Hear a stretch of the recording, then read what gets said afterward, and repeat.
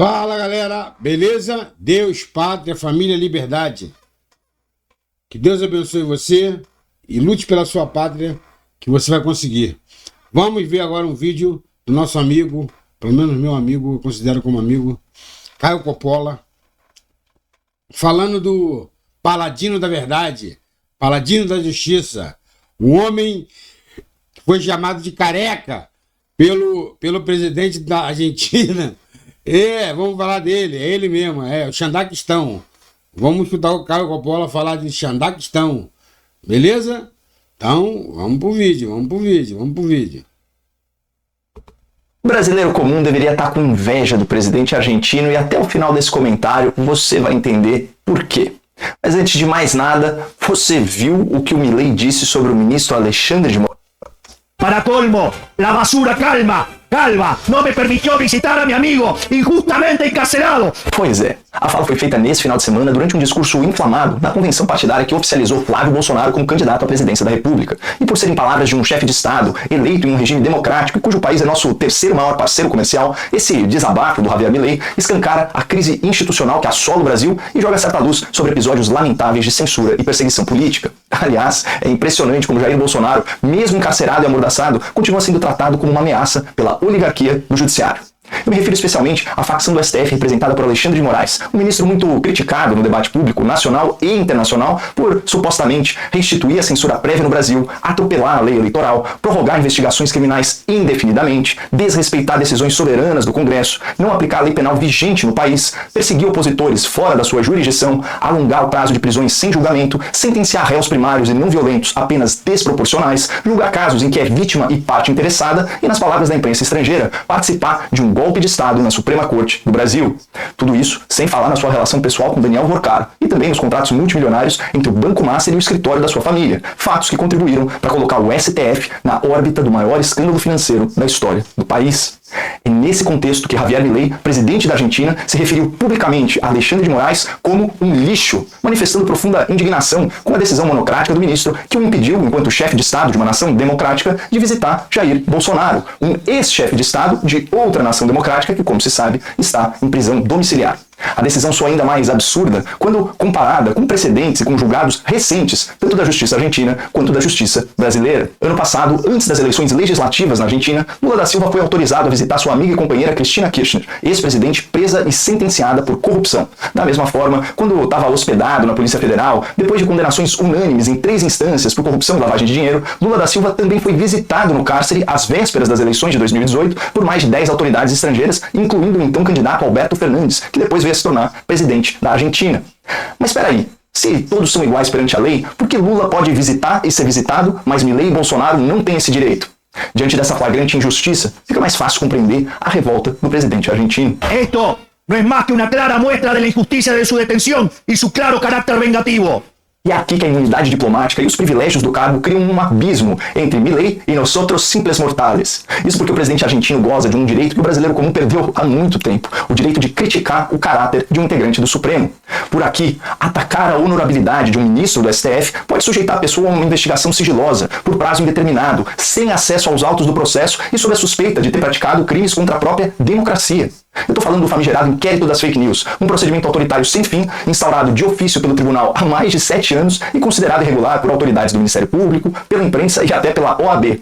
É esse instrumento judicial e policial que torna os ministros tão intocáveis, porque permite que eles investiguem e que eles processem os seus críticos indefinidamente, contornando o devido processo legal, que deveria começar com uma queixa-crime lá na vara de primeira instância, com direito à transparência, contraditório, ampla defesa, juiz natural e duplo grau de jurisdição. E é por isso que, independentemente de concordar ou não com a escolha de palavras do Javier Milei, todo brasileiro, politicamente esclarecido e consciente dos seus direitos, sentiu-se vingado. Porque até que enfim alguém conseguiu expressar livremente uma opinião sobre o poder supremo, como está garantido na nossa Constituição.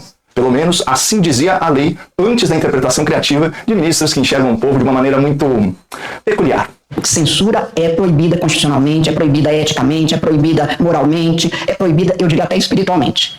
Mas não pode também permitir que nós estejamos numa água em que haja 213 milhões de pequenos tiranos soberanos. Soberano é o Brasil, soberano é o direito brasileiro. Ocorre que esses pequenos tiranos, tão desejosos de falar o que pensam, agora podem se sentir duplamente vingados pela sinceridade do presidente argentino. Porque, além de manifestar sua opinião livremente sobre Alexandre de Moraes, Javier Milei também não poupou adjetivos a Lula da Silva, a quem chamou de lixo socialista, acrescentando que o petista é um ladrão e um presidiário. E aqui, mais uma vez, não se trata de concordar ou não com essas opiniões, ou de achá-las apropriadas ou inapropriadas. Meu ponto é outro. Desde 2022, o eleitor brasileiro só está autorizado a atacar verbalmente a direita, que pode ser rotulada como fascista, racista, nazista e até genocida. Contudo, termos como ladrão, descondenado, ex-presidiário foram banidos do debate público sob pena de consequências jurídicas e financeiras para quem ousar ofender Lula. O duplo padrão salta aos olhos. Liberdade de expressão para uns, censura para outros, dependendo da sua inclinação política. Segundo pesquisa do Instituto Cives, atualmente 6 em cada 10 brasileiros acreditam que é proibido criticar figuras públicas e que acusar publicamente o STF de prejudicar a democracia é ilegal. Contudo, a meia-ideia revelou que, quando os eleitores têm a oportunidade de expressar suas opiniões em particular, a maior parte deles afirma que a principal ameaça à democracia é a concentração de poder no judiciário.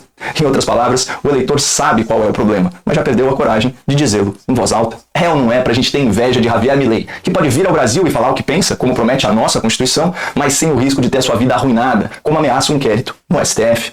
E para fechar num tom mais positivo, eu deixo vocês com o som da liberdade, quando ela se expressa sem censura. El kirchnerismo, es decir, la versión argentina de el presidiario, no les sorprenda que siempre van a ver a los socialistas del lado de los ladrones, porque los socialistas son ladrones. Por ende, no se dejen robar el futuro a mano de socialistas ladrones. Confiamos en ti, Flavio, para lograr parar a la basura socialista.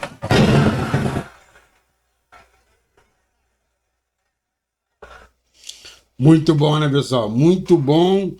Já que a gente não pode falar, a gente pode só concordar. Concordar tá podendo, né? Concordar tá podendo?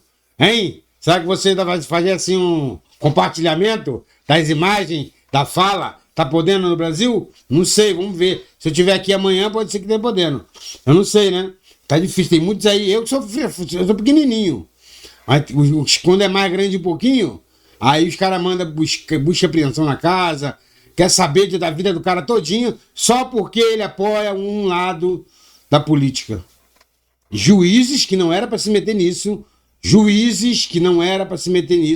se metem a favor de um lado. Então nós não temos justiça, nós não temos legislação, temos um grupo forte que usa a força do Estado contra um outro grupo que sobrevive só com o povo.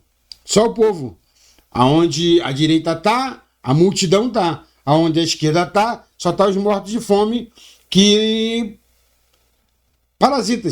são parasitas. Não é isso? Pessoal, se gostou do vídeo, deixa o like, comente e compartilhe. Valeu? E vamos pro próximo vídeo.